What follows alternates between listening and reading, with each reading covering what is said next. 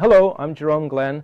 I'm the co-founder and executive director of the Millennium Project, founded in 1996. We have 40 nodes around the world. By nodes, I mean a group of individuals and institutions that pick the brains of their area.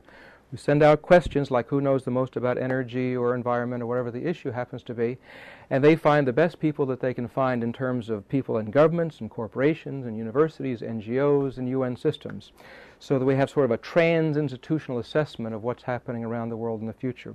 We bring all this information together every year for the last 15 years, and we produce what's called the State of the Future report. This year's State of the Future, the 2011 State of the Future report, in our judgment, is the best we've ever done.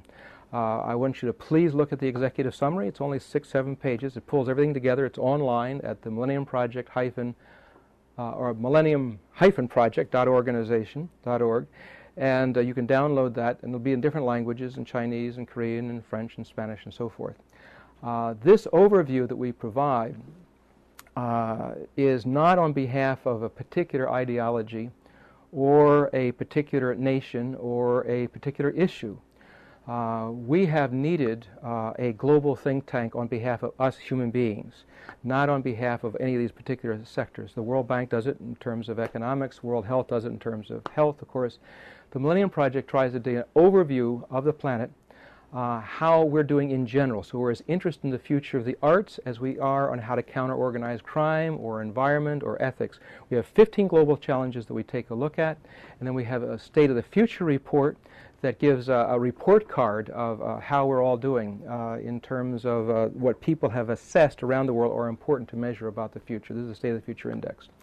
And we have a special report in here also on the future of the arts and entertainment and media, how that may change in the future and influence the perceptions of civilization. There's another chapter on the post-Egyptian revolution.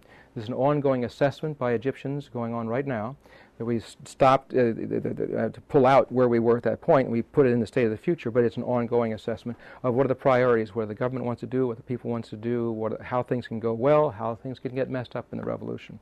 Then there's another chapter on the future of Latin America. This is 200 years ago, many of the Latin American countries became independent of European colonialism, and now they're rethinking their future, and these scenarios take a look at that. Then there's also a chapter on environmental security, and there's a concluding chapter of what we've learned after all these years. So I hope you will take a look at the State of the Future, and I look forward to your feedback because we try to improve each year.